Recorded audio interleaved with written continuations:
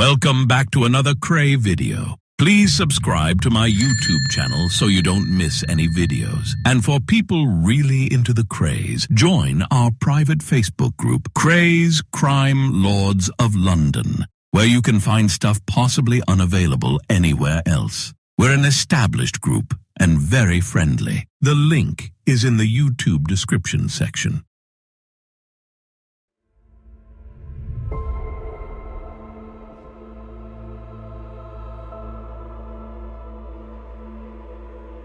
Welcome back to another video. We continue with the Kray story, and the moment everything started to change for the twins. Kray members told me that when you went in a pub or club with the Kray twins, people would stop talking and make room for you at the bar.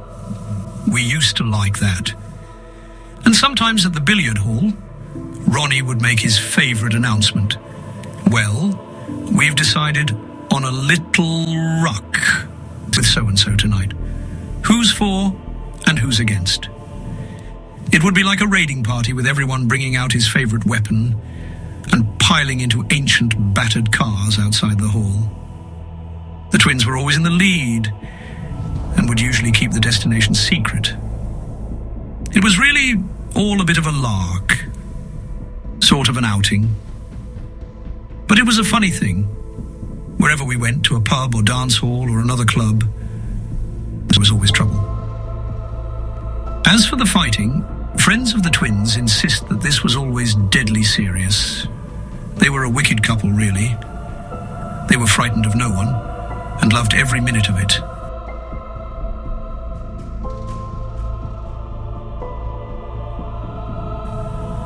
Something got into them.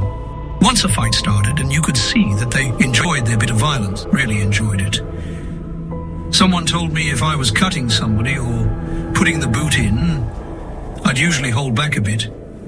Never the twins, though. If you watched their faces while they did it, you'd see real hate. They always went the limit. At this stage, there was no clear purpose to these nightly gatherings. But gradually, behind the fooling, boozing and aimless brawling of this one small Cockney gang, the outlines of something bigger started to appear. The gang began to change.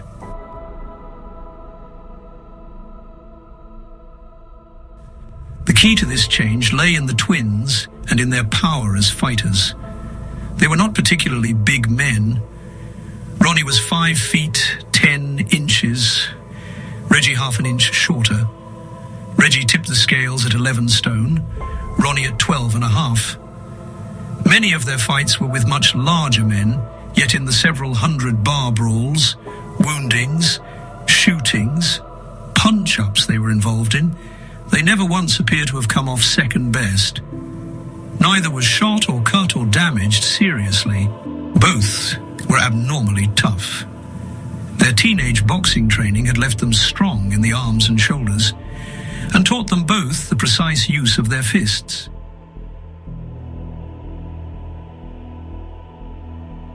They needed little sleep. Ronnie is reputed to have drunk 55 brown ales in one night at the billiard hall and carried on next day as usual. But from the start, they made it clear that they intended to become professionals of violence. They had their fantasies, their jokes, but behind the fooling, there was one thing they took seriously: fighting. Here they knew their job, took no unnecessary risks, and carefully refused to hamper themselves by effete conventions of fair play. These were for amateurs. If it was necessary to hit someone, they hit first and hardest and put the boot in afterwards.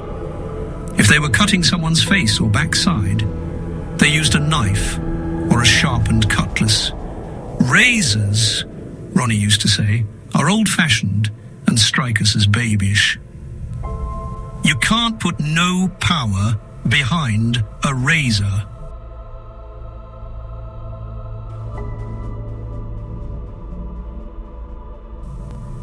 Reggie developed what was known as his cigarette punch. With his right hand, he would offer somebody a cigarette, and as the man opened his mouth to take it, would hit him on the side of the jaw with a swift left. It required timing, and you needed to know the exact spot to hit. Reggie practiced it for hours on a punch bag, and the cigarette punch broke many jaws. An open jaw will fracture easily. Similarly, the little wars that everyone enjoyed against the neighboring gangs were organized in deadly earnest by the twins. For most of their followers, they were just a lark, an outing, a sort of club activity. But for the twins, there was too much at stake to leave anything to chance. They quickly learned the elements of leadership and imposed strict discipline. They began using many of the military principles they had avoided in the army. Ronnie Krays' fantasies of Lawrence of Arabia started to make sense. From the start, he knew the importance of reliable intelligence about the enemy and took trouble picking up facts about rival gangs. He had a following of small boys he used to meet in a cafe in the Bethnal Green Road. He was developing a taste for teenage boys, but these also acted as his spies. He used to send them out to watch a house or club or follow someone and report back to the hall. Payment was strictly by results. He used to call the boys my little information service.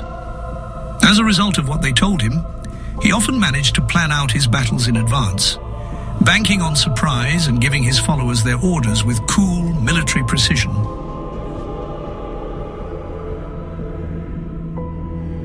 Soon he was picking up more complex military skills. The billiard hall wars became more ambitious. He would take trouble over propaganda to mislead his enemy, usually in the form of rumors put round by his friends. Sometimes he used diversionary tactics during a raid, splitting his forces into two and timing his attack after the main body of the enemy had been drawn off by a false offensive. Secrecy became important.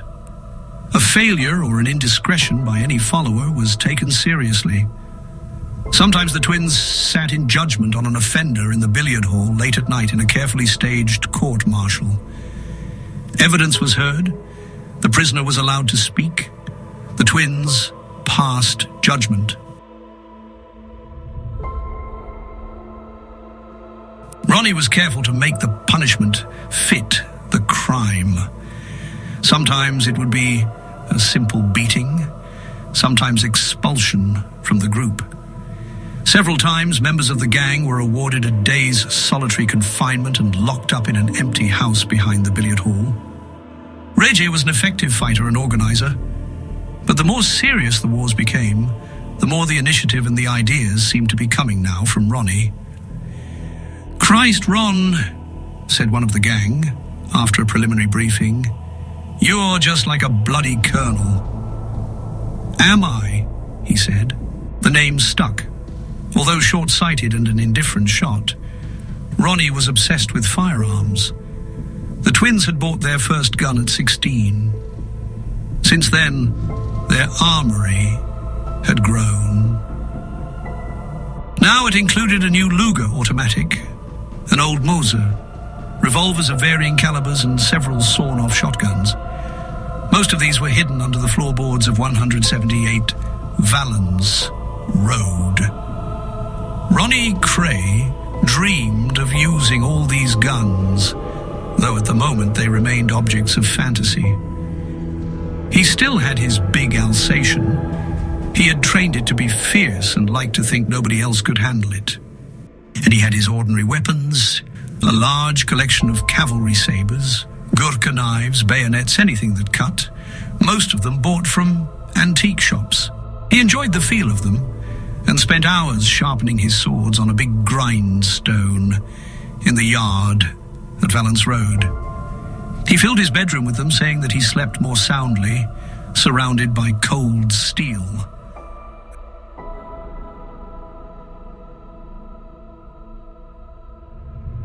Reggie also saw the billiard hall as an important opportunity in life, but in a more practical way than Ronnie. With much of his father's sharpness, he was the businessman of the two and quickly realized that with the name the twins were getting, they had a chance of money. Possibly the good life was not so hard to find as they had thought. Many of their friends were criminals, mostly thieves, and since the twins' fame had spread, they started to play host to a fair slice of the up-and-coming criminals of the East End. Most thieves require a well-run base. If they can find it, somewhere they can relax, talk freely, pick up the latest gossip and know they are safe. For them, the billiard hall was perfect. It was not yet known to the police, and the Kray twins could guarantee the thief what he needed: order. They would see that no one tried to pay off old scores and no one preyed on those who were in luck. Thieves could leave the tools of their trade on the premises.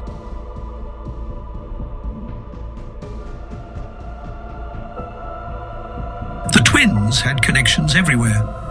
Fences and other villains, con men and prisoners, freshly released from prison. If there was trouble, they knew what was going on. If the law started getting difficult, rumor said they could fix it. They had the natural con man's memory for faces, and had started inviting some of the choicer characters they had got to know in the West End and in the army. Before long, the billiard hall was offering local criminals a genuine service. It was all carefully organized. There were lock-up cubicles under the seats for the thieves' tools. Stolen goods could be left round the back of the hall. If necessary, the twins would arrange transport and worked an introductions bureau for criminals they knew. There might be a warehouseman they knew in Tottenham who had been getting in debt on the dogs, and who wasn't fussy what he did for a couple of £100. Before the evening ended, the twins would have contacted willing thieves, found customers for the goods, and come to an understanding that when the warehouse was burgled, they would be in for their percentage. It would be an adequate percentage. Reggie always saw to that. If his growing business activities were certain to be challenged sooner or later, the twins had no real power yet. Each section of the East End had its own established governors. In serious criminal affairs, the twins were interlopers, but, for a while, most of the serious local gangs seemed to ignore them. 3 Poplar dockers, who unofficially ruled Poplar and Mile End, finally decided to take them in hand. A challenge was sent out. Not that it looked much like a challenge, simply an invitation to the twins for a drink at a certain Mile End pub the following Sunday morning. But in the East End, there are ways of sending an invitation so that it becomes common knowledge. By the time the twins heard, everyone who mattered knew as well. The twins' reaction to the Dockers' challenge was unusual. All of their friends at the hall knew about it and waited for the explosion. None came. Nobody liked to mention it. Nothing was said.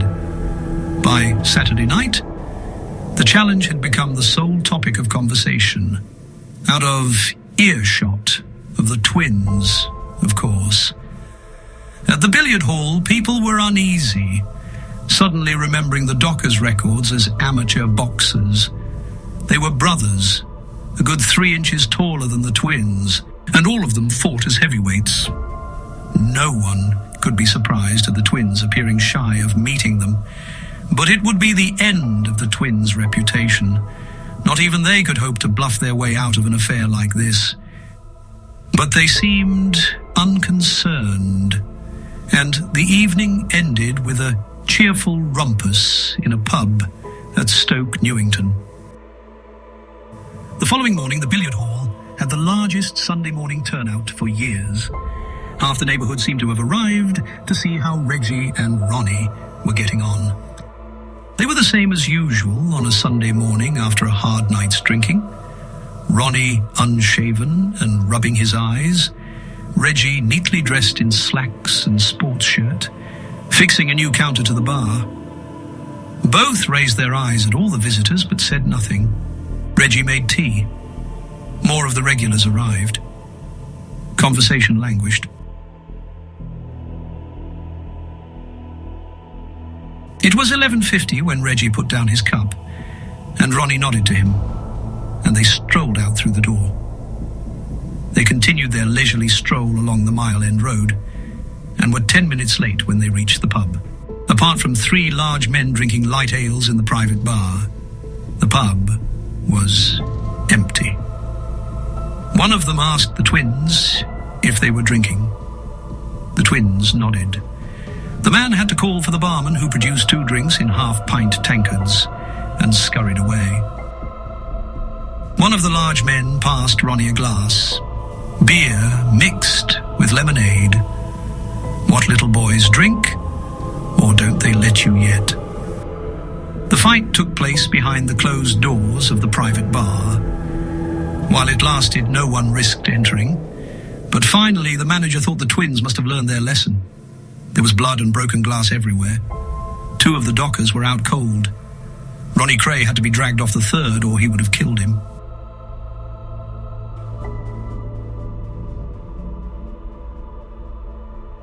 In most ways, Ronnie led a simple life. At 21, he still lived at home, slept in the back bedroom of his parents' house in Valence Road, ate all his meals in the kitchen, and never seemed to have a penny in his pocket. His mother cooked for him, loved him, ironed his shirts, and asked no questions. He was the dependent son he always had been. I used to hear things about my Ronnie, Violet said, but I had learned by now never to trust what other people say. I knew him, others didn't. He was so kind, you see. Always made such a fuss of me, and that's more than most of the mothers round here can say of their boys. Apart from fighting and helping run the billiard hall, he had no interests and no job. He couldn't thieve, understand betting, or drive a car. His life was rooted in the village life of the East End. He had no taste for grand living, nor, for that matter, for material success away from Bethnal Green. His only weakness was for the young boys he encouraged to come to the billiard hall. He had no interest in women, but with his boys he could become surprisingly sentimental. His favorite book round this time was Boys Town, but he was wary of being known as homosexual and rarely took a boy out. Among his followers, these boys were officially Ronnie's spies and nothing else.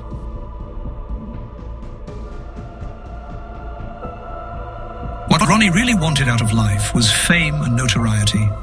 For years, his dream life had been peopled with successful gangsters, boxers, military men. Now that he was the colonel, he could at last invent a style of life that suited him. The billiard hall was his theatre. The house at Valence Road became his citadel. It contained everything he really loved: his swords, his suits, his mother, and his dog. It was the one place he felt really safe. Somebody christened it Fort Valence. He knew that big-time Chicago gangsters always had their private barbers. He would have the same. When he awoke now, someone in the house would telephone the barber's shop in Whitechapel Road. Half an hour later, the colonel would be sitting in the kitchen in a purple dressing gown, face smothered in lather, and while the barber stropped his razors, Ronnie would hold the first conference of the day with his lieutenants. He also had his hair cut at home now, summoned his tailor here for fittings for his suits, and ordered shirts and shoes by telephone. For a while, a masseur called to give him massage every morning. He tried to practice yoga. Later, he lived upon a diet of raw eggs, because raw eggs are strengthening and make you good at sex.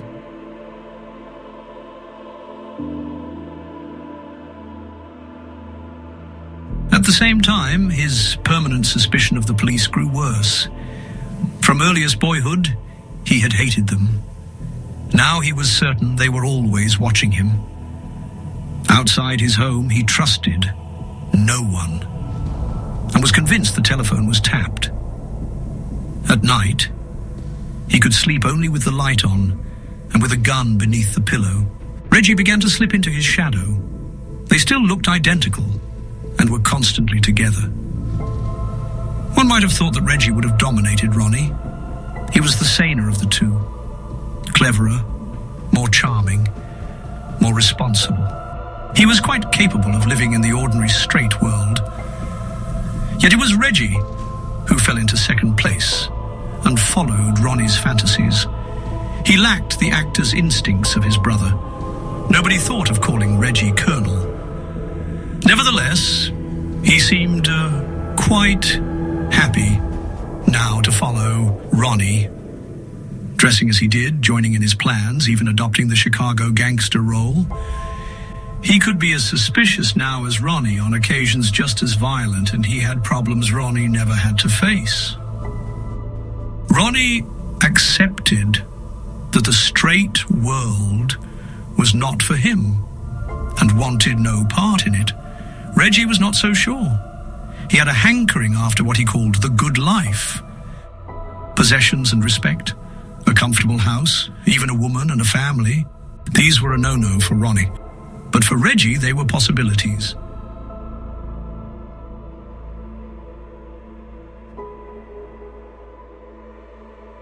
One day, he knew that he might leave the violent homosexual world of Ronnie and go out to seek them on his own.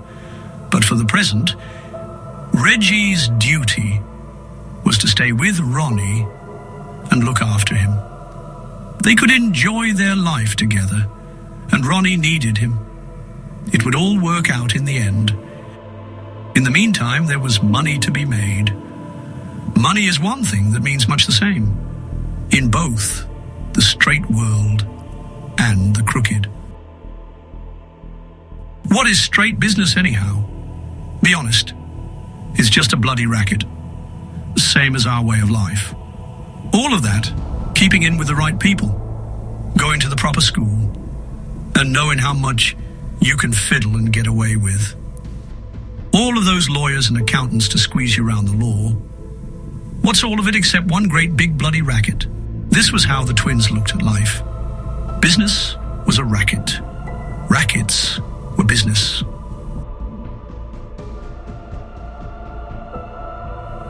By becoming something of a racketeer, Reggie Kray had his first big chance to pick up some of the trappings of the good life that he had heard about. If it were necessary, he would take it seriously. Dress the part, become methodical, even keep accounts. So he cut down his drinking, kept to more regular hours, bought himself single-breasted suits, and started making money.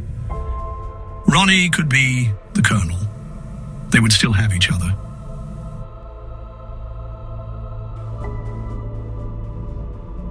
Now, on their 22nd birthday, they were a formidable pair, and there suddenly seemed no stopping them. They were the ideally complementary couple. Ronnie would bring the crowds in. Reggie would fleece them. Ronnie would make their name for violence. Reggie would market it.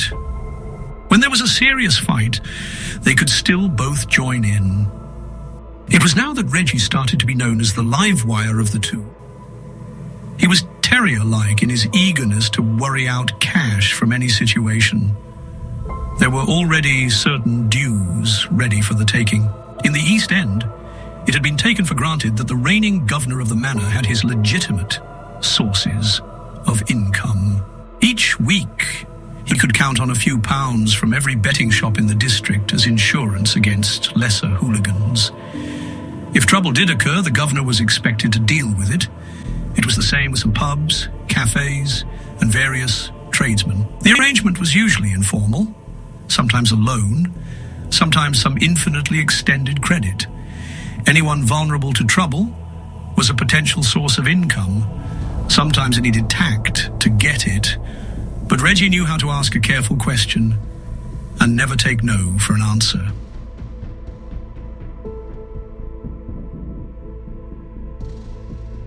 Minor protection was the bread and butter of villainy. There were far bigger pickings to be had from other criminals. With honest men, There always comes a point when they would rather call in the police and take the consequences. Crooks can't. The reigning local villain has them at his mercy. Illicit bookmakers and unlicensed gambling clubs had always been fair game for a pension to the local governor. Working methodically, Reggie made the rounds of all of them in Bethnal Green and Mile End and upped the contributions. It was the same with the local rackets that he heard about, and the twins were making sure they heard about most of them. The billiard hall was a good receiving ground for criminal information, a word from a fence, a tip-off from a taxi driver, a telephone call from a barman. The twins would always pay well for any information they could use, and they had a sixth sense about what was going on in their district. Thank you very much for watching. That brings this episode to an end, and I hope that you enjoyed it. I'll see you in the next one.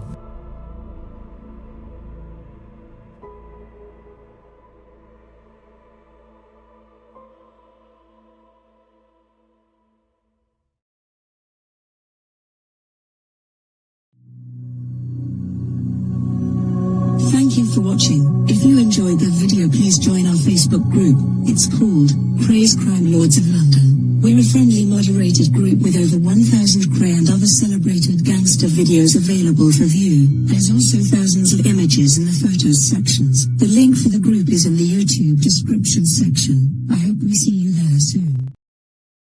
Leave a like and subscribe.